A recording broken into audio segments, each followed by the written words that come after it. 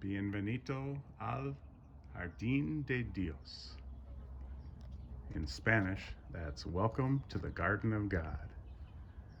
This is my backyard. I'm standing behind a shade structure here to stay out of the sun, the morning sun. It's going to be a little bright when I step out into it, but this is my backyard.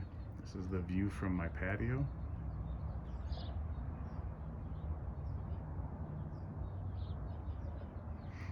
You can see everything is on a slope. I live on the side of a mountain. So I'm going to go through everything, go through the garden today, and give a little tour. So we'll start over here on the left side.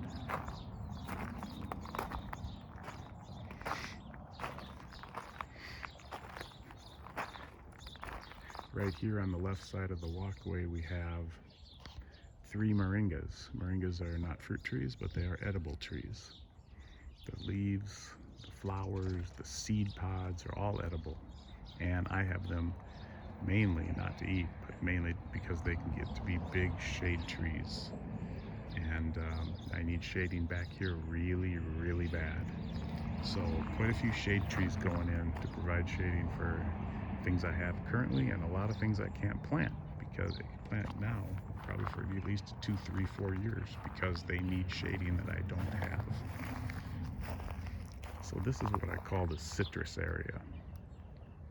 All my citrus is in this area. There are some stone fruits, and stone fruits being the peaches, nectarines, apricots, and the hybrids of those. But there are figs and stone fruits in this area as well. But all my citrus are right here in this area. 13 or 14 citrus. I think it's 13. And I kept them all close to each other because some of them do need pollinators. They need each other's to be pollinators for them. So instead of trying to do the math on what needs what for pollinators, I just kept them all close to each other.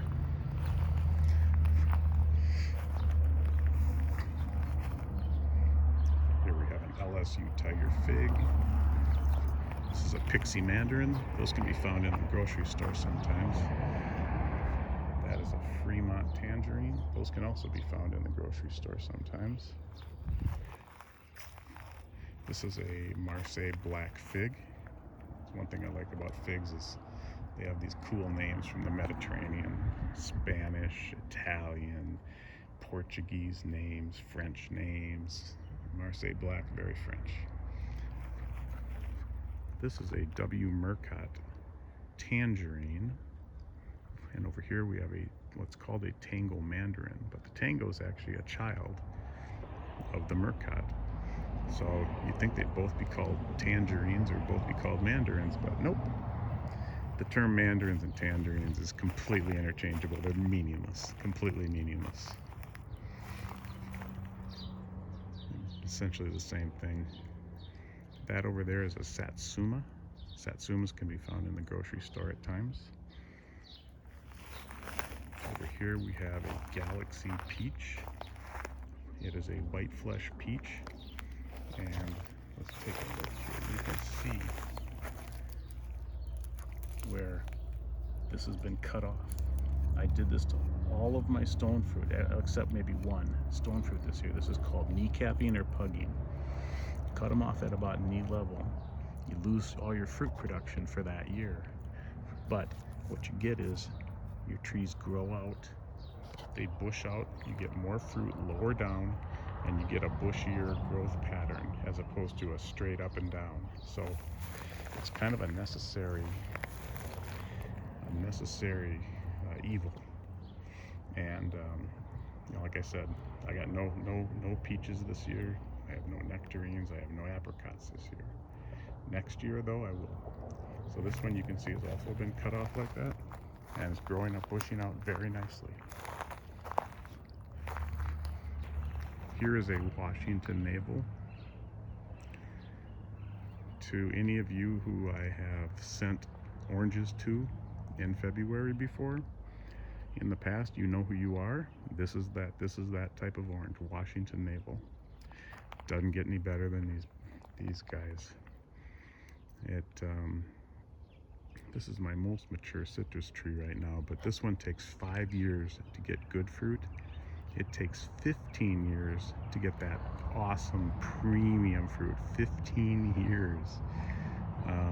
But at that point, these things can live to be 100 years old and produce ridiculously great fruit that entire time. Over here behind the Washington Navel is a honey mandarin. Over here is an Algerian. This right here is another pugged, this is an aprium. It's an apricot plum hybrid. I have actually 2 of those because this one got hurt so bad last summer I thought it was going to die, and so I bought another one, and it ended up living. It's doing pretty darn well right now. They're good, so I'm glad I got 2 actually. This is a Cara navel. Right here, this is a Kinao mandarin. Kinaos have seeds, and they're totally worth it. They're worth it if you tolerate the seeds because the fruit is so good. Here we have a Florida Prince peach. These are just prolific producers here. They set so much fruit you have to manually reduce them because it will break branches. They get so heavy. Plus you have to choose between, do you want 1,000 little peaches or do you want 300 good-sized peaches? Behind it is a gold nugget mandarin. Those can be found in the grocery store, that particular variety. Hopefully the ones I grow will be even better than the ones in the grocery store. This is a Taroko blood orange. Here we have a Mineola Tangelo. Tangelo is a hybrid between an orange and a grapefruit. This is an LSU Scots Black. That LSU does refer to Louisiana State University. I have, I think, 5 LSU figs. LSU has an agriculture school, and they developed quite a few fig varieties that are very, very highly regarded, very well liked. Here I have one big hole with, oh, we got a little hummingbird, Mr. Hummingbird. Hope that shows up on the video. Three figs in one hole. A Cadota, a Peter's Honey, and a Blackjack Dwarf. And to this one, I have grafted. I'm getting so much sun reflection here, I'm not sure how well this is going to show up. I have a graft here. And this one has taken. This is a long, yellow long neck grafted to the Cadota. And here the Peter's Honey, I have 2 grafts. A Socorro Black and a Borgesat Gris. Gris is Spanish for gray. These I don't know if they're going to take or not. They're not looking good. So far I have only 1 for sure out of 8 total grafts. And you can see we have a lot of figs. The Peter's Honey, the Cadota's putting on a lot of figs. Here we got a double fig, a lot of figs. This is a Pakistani mulberry, which produces fruit this time of the year.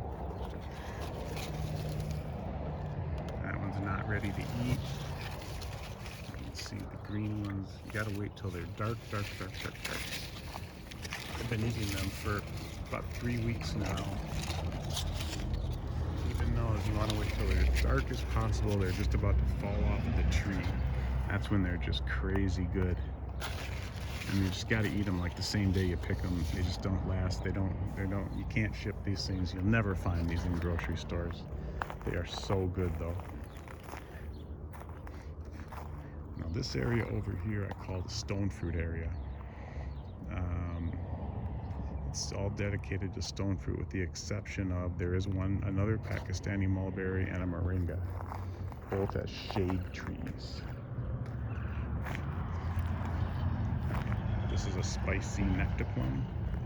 That's a nectarine plum hybrid. This is a Katy apricot. This is a gold kissed apricot. Behind it there is a May Pride peach. That's my second Flavor Delight apium. This is called a cotton candy apium. This guy's responded very well to the kneecapping. This guy is just a champion here, doing great. There's the moringa I mentioned. This is a Desert Delight nectarine. Back there is a Tropic Gold apricot. This is a Licot apium. This is a Tropic Snow Peach. That's a white flesh peach. And that is the second Pakistani mulberry. Oh, and I just realized right back there, that's just one I missed. That's just an Eva's Pride peach, another yellow flesh peach. I have 4 yellow flesh peaches and 2 white flesh peaches. Oh, by the way, that Galaxy over there that I talked about, the white flesh peach, that's the one with the donut. That's the donut shaped. That's the donut shaped peach. This is a dwarf ever-bearing mulberry. Like this Pakistani will get to be 30, 40, 50 feet tall, but this is one mulberry that will just grow as a bush, or like probably won't get past 8 or 10 feet tall. This is another moringa to be as a big shade tree. They don't like being transplanted. This guy looks like it's not gonna make it, but I just have noticed here it has put on some new growth. I think it's gonna make it. They've all, so far this year, they've all made it. Although a lot of them it's touch and go because they do not like being disturbed.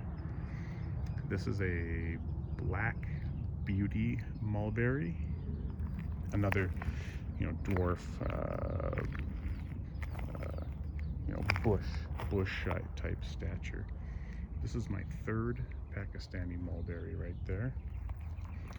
This area here on the right is what I'm calling this is a fig area, with the exception of one mulberry over here that I'll get to. This is an Italian honey fig. This is this is the first of 3 black mission figs. This has 3 grafts on it. It's got a yellow long neck, it's got a Figo Preto, and it has a Borgesat grease. So far, none of them have taken, so this is my first attempt at grafting figs this year. So just the one I showed you back there, the yellow long neck, is the only one that's taken. The Figo Preto is widely regarded by many as the best fig there is of, there's like 700 varieties of figs. But anyway, I have 3 black missions because I intend to do what I'm doing here. They're a vigorous grower, and they're known as great rootstock for grafting. So I intend to have many grafts on my black missions and several others, including this is a brown turkey that's also a vigorous grower here. I'll be grafting onto that. The next one is called a Texas Everbearing fig. That's also known to be good rootstock for grafting. That little guy there is another black mission fig. This is not a fruit tree or edible tree. It's the only one I planted this year out of, I think, 63 total trees planted in the last 15 months. This is a Chinese elm, just as a big shade tree that grows fast. Give me that shading that I need so bad. This is a Shangri-La mulberry, one of 2.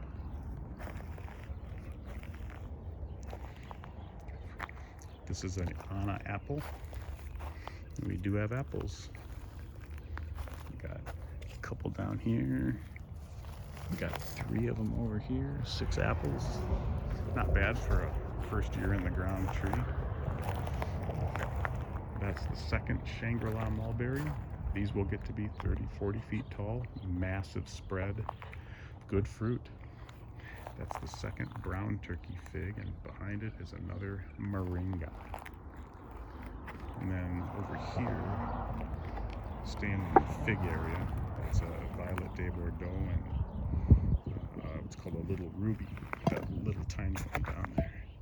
And these are tucked under the Palo Verde, and they are getting some afternoon shading, so that's working well. We'll see how that works for these. This is another LSU fig, LSU purple, and over there is another LSU fig, LSU champagne. This is a Tiger Panache. This is the variety you can once a year get at Trader Joe's. It's the only premium fig you can find in grocery stores. It's a very short season, but these are awesome, awesome figs. This is what got me crazy about figs, is when I got a hold of these. It's the berry type fig. Sometimes it's called the strawberry jam fig because you think you're eating strawberry jam. Behind this shade structure here is also not only the LSU champagne, but the furthest one back is a Chicago Hardy, another berry style fig. And that little guy in the container in the middle is a Socorro Black. I rooted that one out myself from a cutting this year. 4 cuttings, only 1 took. So it's about the same success rate as my graft so far. This is called an Isha green. Isha is an Italian island off the coast of Italy, off of Naples. So another one of those cool Mediterranean style names. And back in the back here is the third Black Mission fig. And this one I also have. I have a Socorro Black fig graft that is not taken, and I have a Figo Prado graft that it's trying. You can see the green there maybe. It's trying to break through. I'm hopeful. Figo Prado, I would so be happy to get a Figo Prado graft going here.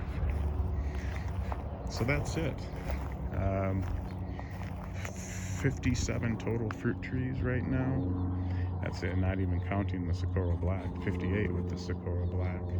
And then all the other trees I planted, the Chinese elm and the moringas. I think I planted either 63 or 64 total trees over the last 15 months. And then at the end of last summer into October, November, and ongoing, is I installed the irrigation system that you see right here. That's called Blue Lock PVC quick release connections. I spent the money. I made it. It's high tech. The timer's on Wi-Fi, so I can water my trees from anywhere in the world using my phone. But mostly everything's covered up right now. Underneath all this mulch, all this wood chip mulch, is all those blue lines going everywhere. And over there's there's 3 different boxes with valves in them, and the other one is way over there. We walked past it. I didn't mention it when I was pointing out the citrus. So that's it. Here's the view. Here's the view of my home from standing up in my backyard. Obviously, like I said, I live on the side of a mountain, and I have to deal with that in terms of the drainage and the monsoon storms and all that. So that's it. Hope you enjoyed seeing my garden. Maybe I'll do this again in a year or so and show the progress and see where everything's at. Have a good day.